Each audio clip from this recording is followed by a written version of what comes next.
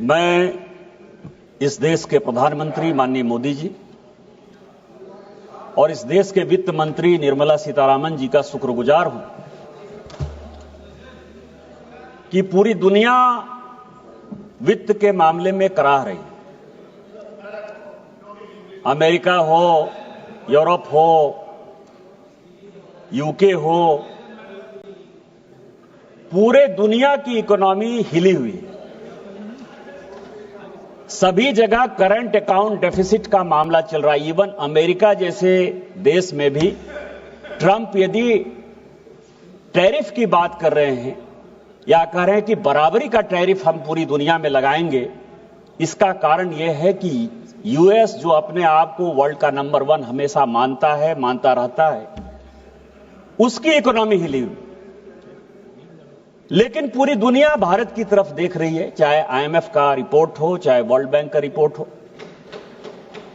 चाहे किसी का भी रिपोर्ट हो, इंडिपेंडेंट रिपोर्ट हो, चाहे कांग्रेस के हमारे मित्र बोल रहे थे उनकी खुद की रिपोर्ट हो, वो सब ये कहती है कि भारत एक ऐसा सितारा बनकर उभरा है जिसने कि पिछले 10 साल में दुनिया को मात देते हुए अपने आप को वर्ल्ड की नंबर 3 इकोनॉमी की तरफ अपने आप को खींचा।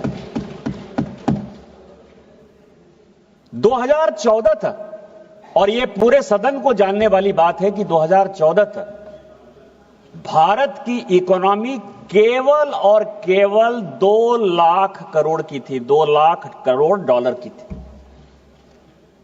आज वो 10 साल में 4.5 लाख करोड़ डॉलर की है। ये पूरे सदन को और पूरे देश को जानने वाली बात है कि केवल जो है 2 ट्रिलियन डॉलर की इकोनॉमी 2014 तक, 70 साल में आपने इस देश को 2 ट्रिलियन डॉलर की इकोनॉमी दी और हमने 10 साल में उसको लगभग 4 साढ़े 4 करोड़ ट्रिलियन डॉलर में जो है पहुंचा दिया है। क्या है, क्या है? आपको दिखना नहीं आता? नहीं देखे। अभी कई एक लोगों ने कहा कि 35% जो यहां के अमीर आदमी हैं उन्होंने अपनी नागरिकता बदल ली, किसी देश में चले गए। थरूर साहब, आप तो बहुत दिन विदेश में रहे हैं। डॉम टैक्स के बाद यूके का क्या हाल है? 50% लोगों ने, अमीर लोगों ने वहां का जो है नागरिकता छोड़ा है। 50% लोगों ने, वो दुबई के नागरिक हो रहे हैं, वो सिंगापुर के नागरिक हो रहे हैं, वो बनातू के नागरिक हो रहे हैं, वो जितने टैक्स हेवंस हैं उनके नागरिक हो रहे हैं।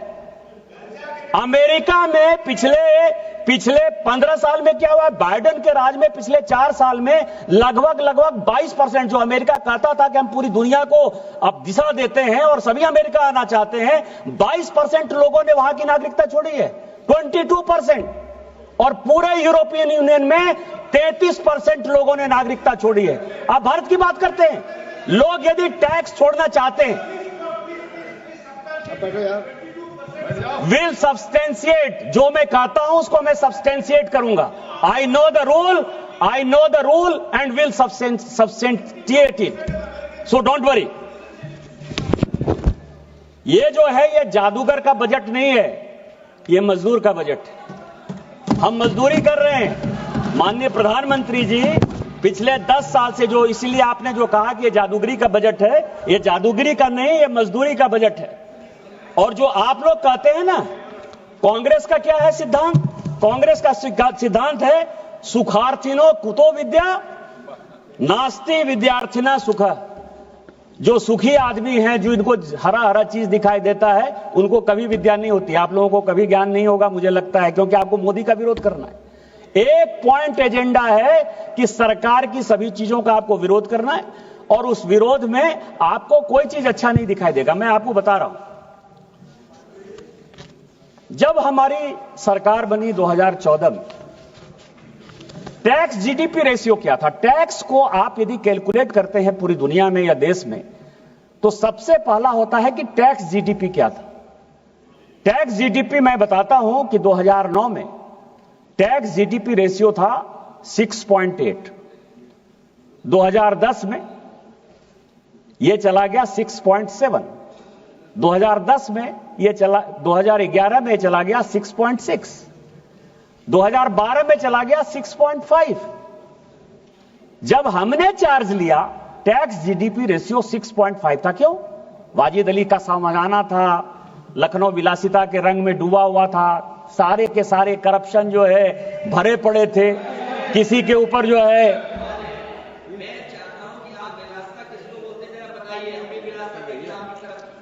अध्यक्ष महोदय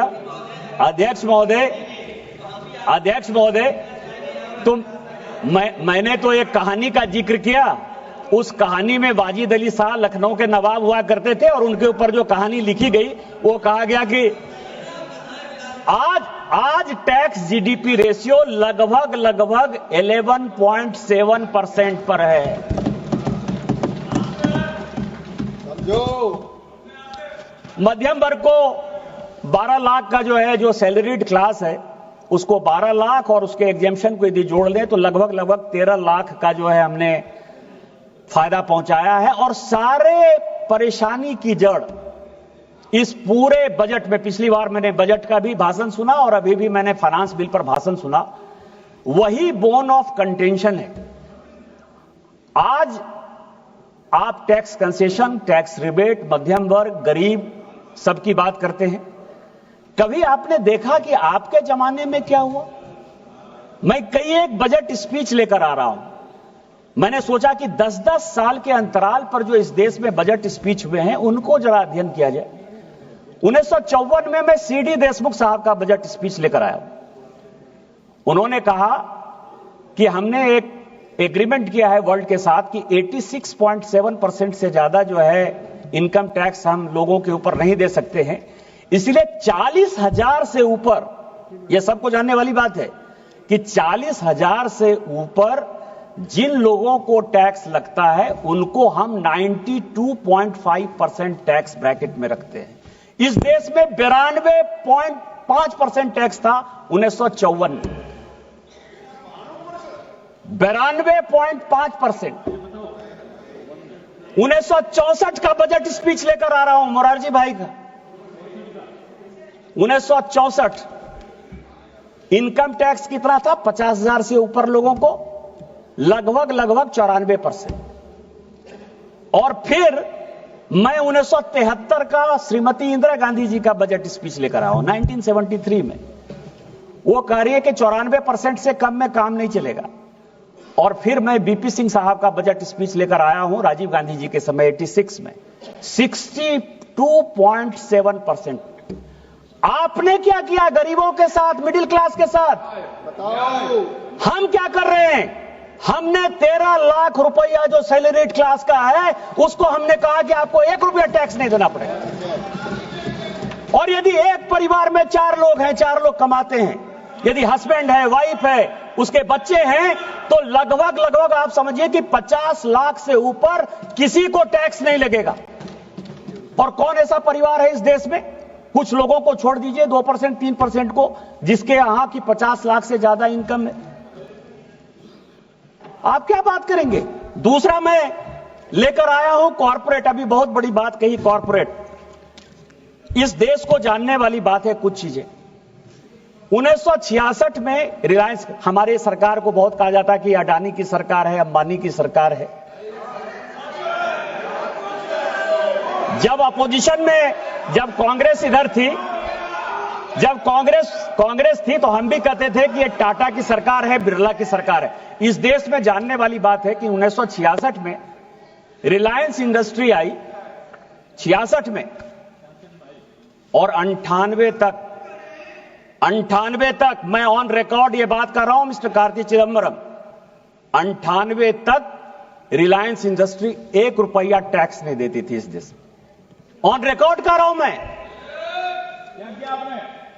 87 में उनको परेशान करने के लिए माननीय Rajiv Gandhi ji minimum alternative tax mat लगाया 1987 में, और 88 में उसका इंप्लीमेंटेशन रोक दिया। 88 में बेनामी ट्रांजैक्शन एक्ट लाया राजीव गांधी जी ने, 88 में। इस देश को जानने वाली बात है, बेनामी ट्रांजैक्शन एक्ट, बेनामी प्रॉपर्टी को रोकने के लिए उसका रूल जो है माननीय अध्यक्ष महोदया, उसका रूल जो है 2011 तक नहीं बना, 2011 तक नहीं बना। और आप जिस टैक्स की बात कर रहे थे शशि थरूर साहब, ये बात फैक्ट है कि 48 लाख। हाँ बोलिए बोलिए बोलिए, मैं बैठ जाता हूं, बोलिए। बजट पेश किया तो नाम नहीं लगा। बोलिए कौन सा पॉइंट है, मैं पॉइंट बताइए ना, ये पॉइंट बताएंगे ना। नंबर 2 मैडम 352 स्वर्गीय प्रधानमंत्री पर ये जो आरोप लगा रहे हैं कि एक विशेष कंपनी के मद्देनजर रखते हुए एक सरकारी कानून लाया गया है, ये पूरी तरीके से उनके छवि को धूमिल करने का।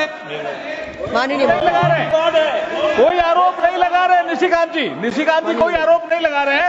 फैक्चुअल पोजीशन देना है, फैक्चुअल पोजीशन देना कोई आरोप नहीं होता, फैक्चुअल पोजीशन देना कोई आरोप नहीं होता है। ऑन रिकॉर्ड है। देख प्लीज माननीय सदस्य, अगर ऐसा कुछ होगा तो मैंने सभापति महोदया